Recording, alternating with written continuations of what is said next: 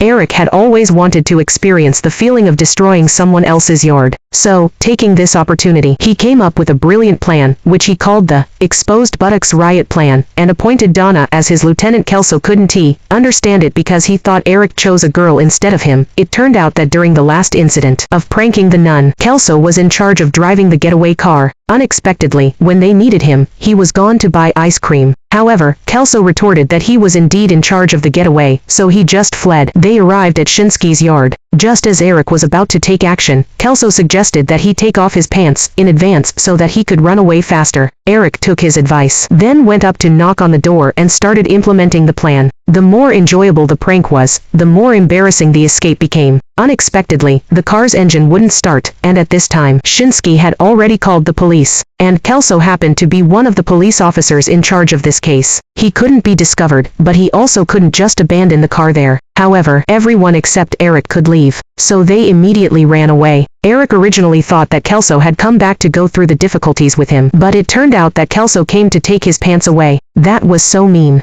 just because he had always remembered that Eric didn't choose him as the lieutenant. In the end, Eric was left alone to face the police. He just pleaded with the police not to tell his father, because his father could be really terrifying when he was angry. Of course, the police wouldn't tell his father because he was already an adult and could stay in the detention center. Coincidentally, it was exactly Kelso's shift at that time, but he still held a grudge about not being chosen as the lieutenant and played tricks on Eric in the detention center. Unexpectedly, when Shinsuke came to confirm whether Eric was the one who caused the trouble, he recognized Kelso and said that they were together. Even though Kelso kept refuting, his superior still locked him and Eric up together, asking the two of them to reflect on their actions properly.